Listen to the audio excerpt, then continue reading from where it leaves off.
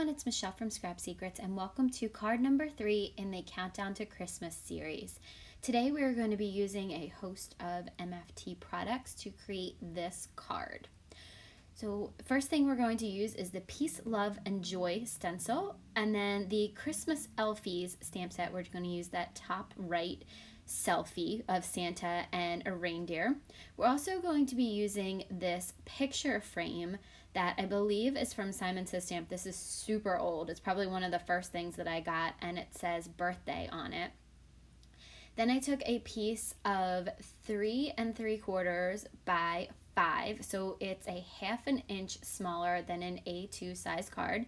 And we're going to take the stencil, the Peace, Love, and Joy stencil, and tape it to the back of the paper as well as to my desk. And we're going to use some Sweet Tooth Pigment ink and an old ink blending tool to put down a layer of white pigment ink. So this is a technique that I really love. I usually use it on craft cardstock, and I don't think I've ever done it on black, so I wanted to see how this would turn out. I originally was going to do a gray card base, and then I was going back and forth, and I thought, let's just try this on some black cardstock. So I did, and I love the way that it turned out. So you can see, because of my nails, I'm having a hard time taking the stencil off. But there it is, and we're going to place that to the side. And the reason that I did this first is because pigment ink takes a really, really long time to dry. So I'm just going to spray some water onto the stencil and use my microfiber cloth from Norwex to take the rest of the pigment ink off. Now, my die cutting machine, I have a Cuttlebug, and I have a magnetic platform. It's not the one from Sizzix, it's another one, and it obviously has an area where it's like a dead spot where it won't cut. So I use my scissors and just cut along that left side of the Polaroid. And then, since it's not a birthday card, I want to take the birthday letters off of it. So this is really easy to manipulate, this die. You just cut right along the lines and birthday just comes right off. And you have a photo frame, like an old Polaroid frame. So I thought this would look really good with the sELFie stamped inside of it. So I'm taking a piece of scrap cardstock. This is actually from Christmas card number 2. It was a piece of leftover cardstock. And I am using the Catherine Pooler Midnight ink to ink up that sELFie that was on the top right corner with Santa and one of his reindeer. I chose to make it Rudolph.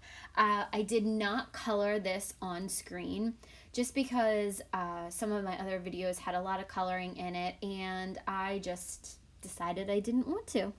So I'm inking it up with that Catherine Pooler Midnight ink, and then the colors that I used were pretty basic. They're the normal ones that I use, the R46, R29, and I believe R37. I will put them down below in the more information section because I can't remember them all off the top of my head. But it's typical color combinations that I've used in other videos, and it doesn't really matter. I am not great with picking out Copic colors, so I wouldn't really follow the color combinations that I do because I'm not really sure. So next thing I want to do is I want to take the sentiment and I want to use pigment ink and stamp it. So I'm using my Misty, and I use the creative corners to get the Polaroid straight. And then I'm just going to pick it up with the lid of my Misty and use that same Sweet Tooth pigment ink on the sentiment. Now I'm tapping it extremely lightly because pigment ink is that ink pad has like a very spongy pad on there, and if you stamp it too hard, the ink goes everywhere and you don't get a nice clean crisp image. But it says, "You make my holidays jolly." So I just thought that would be really cute, and now I am going to take some Zig 2-way glue pen that's pretty much dried out, but it still works. I usually use it for masks, but in this case, it actually there must be just enough glue in there to just let it stick, because it actually did stick. So I'm just going around the corners because that white pigment ink is still wet and I don't want to smudge it. I end up smudging it anyway because that's just me. It's probably right there. I probably smudged it. But then I'm going to put it to the side to try not to smudge anything more and let it dry. So the next thing I'm going to do is bring over that stencil and that piece. I have used my heat gun several times on this to heat it. It takes pigment ink a very, very long time to dry, which is one of the reasons that it's so great for embossing. It has properties that you can use for embossing powder, but it doesn't make for a great ink to use when you're an impatient crafter like myself. And I was not about to sit there and wait hours for it to dry. I think some of the areas I put on the white pigment ink a little bit too heavy, so I used the heat gun, and it wasn't 100% dry, but it was good enough.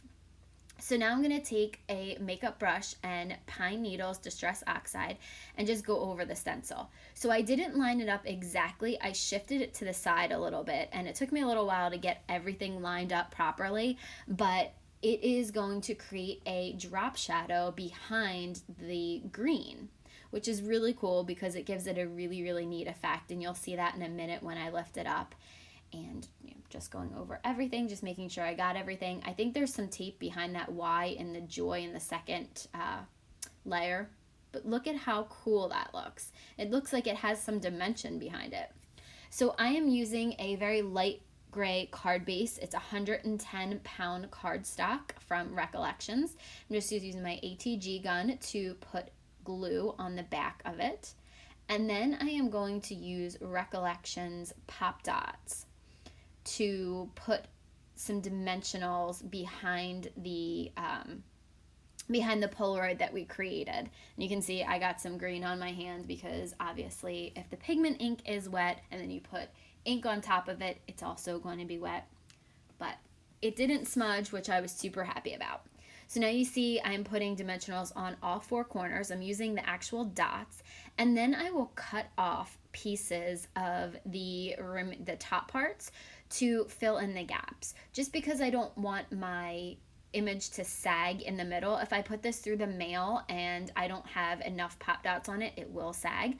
So all I'm going to do is cut off those excess pieces. So don't throw it away. That's one way that you can stretch your supplies, is to make sure that you use all of your pop dots. Those rows on the outside, what's left when you're done with all of the actual round dots, they have glue on both sides.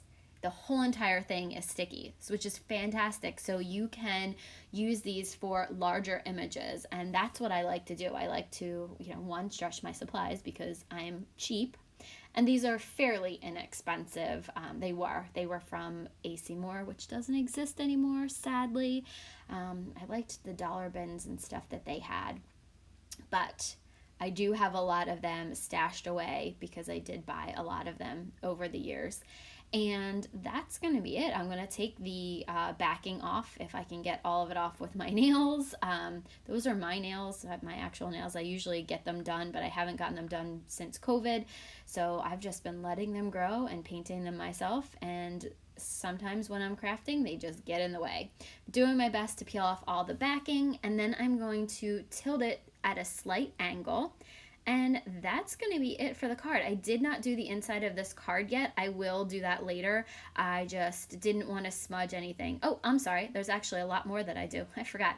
I used my Spectrum Noir glitter pen and went over the hat and the fur on his arms and on the collar and his hat. And then I'm going to go over with some Nuvo transparent drops over the fur that would be on the hat, and then the pom-poms, and then also the fur that would be on the arms of his coat. And then I thought I was done, and then I'm not. So I actually go back and I find some just glitter stickles. They're not actual stickles, they're like ones from the dollar bin. And just go over and put a very light layer on Rudolph's nose. And that's it. So thank you guys so much for watching this series. I hope that you're enjoying it. Let me know what cards you like, what more you want to see, if there's any techniques you want me to try. And I will see you again real soon for another video. Bye!